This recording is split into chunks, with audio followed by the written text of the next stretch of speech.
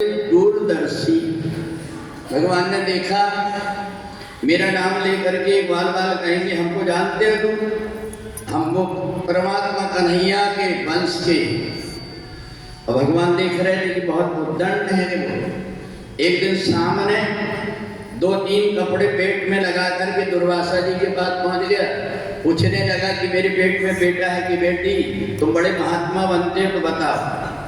दुर्वासा ऋषि ने कहा बेटा भी नहीं है बेटी भी नहीं है, तुम्हारे पेट से एक मूसल पैदा होगा जो पूरे यादव कुल का नाश करेगा। घबरा गए, जैसे देखे तो वो मूसल उसको घिस घिस करके फेंक दिए। घिस घिस करके जैसे फेंके उससे सरकंडा नाम की एक वनस्पति उत्पन्न हो गई। भगवान ने कहा है कि तुमने संत का अपमान किए हो, इसलिए अब मैं तुम्हें नहीं बचा पाऊंगा। तुम एक काम करो कि द्वारकापुरी संत के श्राप के कारण डूबने वाली है, तुम प्रभास क्षेत्र सोमनाथ चले जाओ।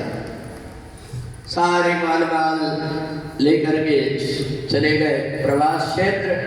वहां पहुंचे, वहां शराब पान कर लिए, शराब पी करके एक दूसरे को लड़ करके मर गए। जो महिलाएं बची थी उनको लेकर के अर्जुन हस्तिनापुर चले गए। भगवान श्याम सुंदर ने देखा कि अब मेरे भी जाने का समय हो गया है, इसलिए अब मैं भी जाता हूँ। अपने सारथी को भगवान ने बुलाया। भगवान की कस्तूरी की गंध की सुगंध से वो आ गया। वही मूसल की एक इतना बड़ा टुकड़ा एक व्याध को मिल गया था, उसने अपने बाण में लगा करके रखा था। भगवान वृक्ष के नीचे बैठे थे। मैं जा रहा हूँ, परंतु अपने घर परिवार छोड़ करके तीर्थों में अपना जीवन व्यतीत कर रहे हैं। घर परिवार छोड़ करके तीर्थ में भटक रहे, उनका सहारा क्या रहेगा मेरे जाने के बाद। बड़ी चिंता में थे। व्याध ने मार दिया बाण। भगवान तड़पने लगे, दौड़ करके गया, मेरा अपराध हो गया, क्षमा कर दो। भगवान ने कहा चिंता मत करो, मैंने भी तो तुम्हें मारा था, तुम बालिक थे तब, उसका बदला पूरा हो गया, तुम चिंता मत करो। अब तो उद्धव ने देखा कि मेरे परमात्मा अब यहाँ से जाने वाले हैं। कहा कन्हैया तुम जाओगे तो ये बताओ भक्तों का सहारा क्या रहेगा। भगवान ने अपना शरीर को द्रव्य रूप बना करके और कहा ये वेद व्यास जी को दे देना, इससे ग्रंथ बना करके तैयार करेंगे जिसका नाम श्रीमद् भागवत होगा। मैं भागवत में अपने बांग में शरीर से निवास करूँगा। भगवान ने जैसे ही दिया, अब तो भगवान तुरंत वहीं की वहीं अंदर ध्यान हो गए। सुखदेव जी राजा परीक्षित से कहते हैं, परीक्षित मैंने तुम्हें 7 दिन तक भागवत की कथा सुनाया, अब तुम्हारा अंतिम समय आ गया है, इसलिए तुम आंख बंद करके बैठ जाओ, मैं तुमको स्वरूप का ज्ञान करा देता हूँ। ये शरीर मरता है, आत्मा नहीं मरती। आसन लगा करके बैठ गए राजा परीक्षित। एक फूल का प्रसाद रख दिया सिर के ऊपर और आशीर्वाद दे दिया। तेरा सच्चित आनंद रूप कोई कोई जाने रे। तेरा सच्चित आनंद रूप कोई कोई जाने। तेरा सच्चित आनंद रूप कोई कोई जाने रे।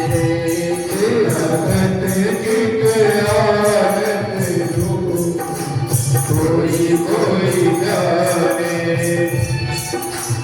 जन्म मरण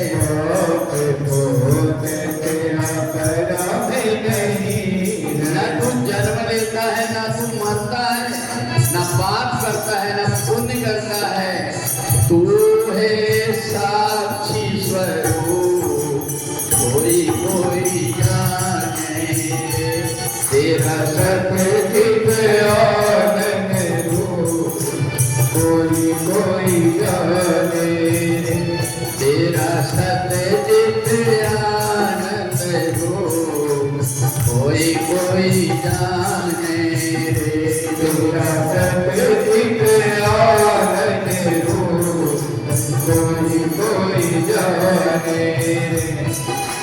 सतगुरु जन निज रूप को जाने, सतगुरु जन निज रूप को जाने, जीव ब्रह्म में भेद न माने, जीव ब्रह्म में भेद न माने, ज्यों माला में सूत कोई कोई जाने तेरा सतचित आनंद रूप, कोई कोई जाने तेरा सतचित आनंद रूप, कोई कोई जाने तेरा सतचित आनंद रूप, कोई कोई जाने।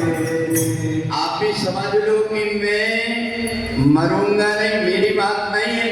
भगवान ने कहा न जायते मृते व कदाचिन नायं भूत्वा भविता न भूया, अजो नित्या शाश्वतोऽयं पुराणो न हन्यते हन्यमाने शरीरे।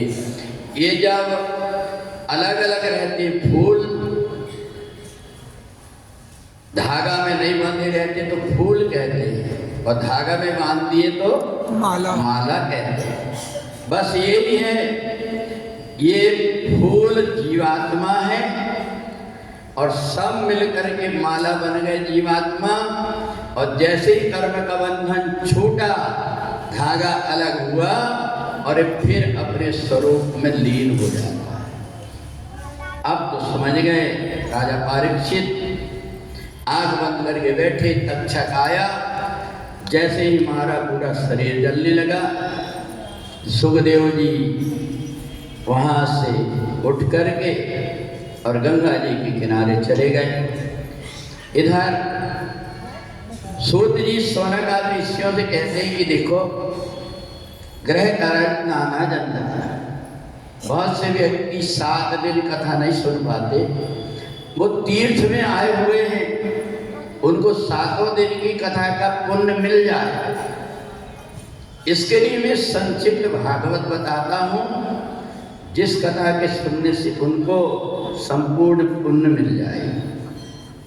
तो इसलिए अपन जब कभी भागवत करते हैं, जहाँ भी तीर्थ में भले 1-2 मुख्य यजमान हों, पर जितने भी वहाँ पहुँचते सब यजमान के रूप में आपके पूर्वज भी देखते होंगे कि आप वृंदावन में आकर के भागवत कथा के यजमान बने।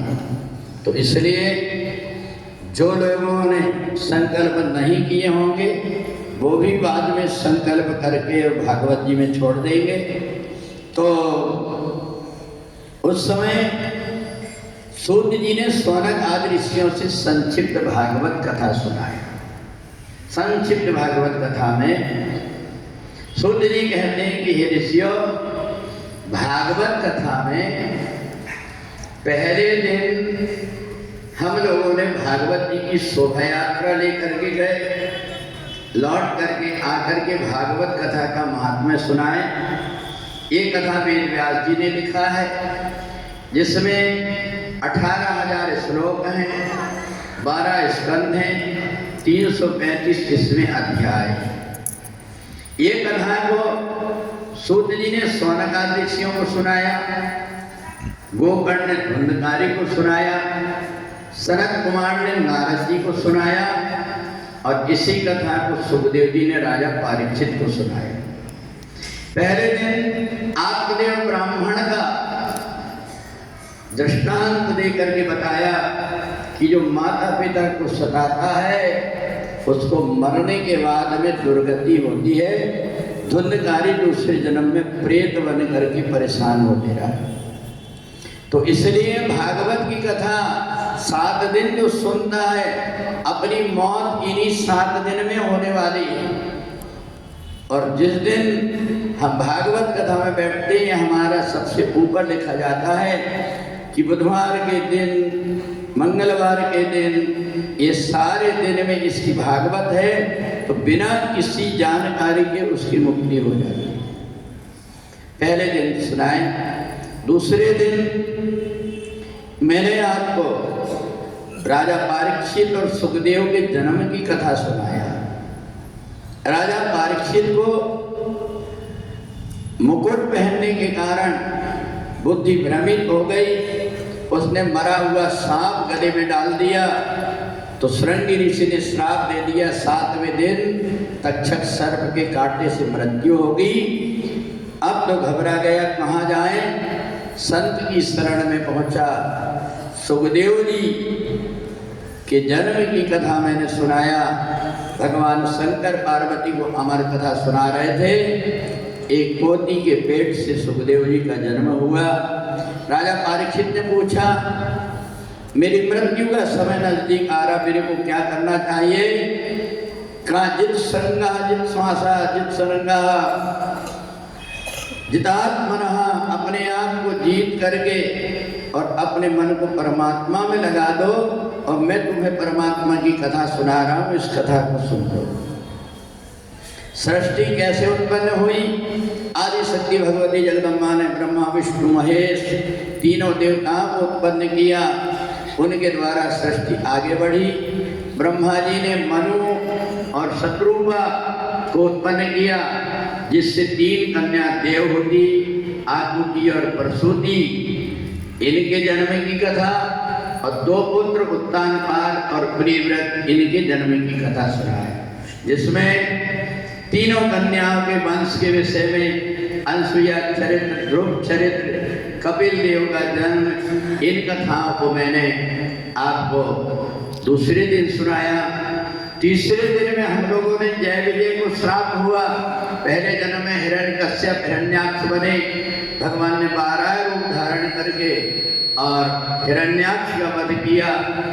रामनी का कैसे प्रकट हुआ, मनु और शत्रुपा दूसरे जन्म में दशरथ और कौशल्या बने, वो कथा मैंने तीसरे दिन सुनाया।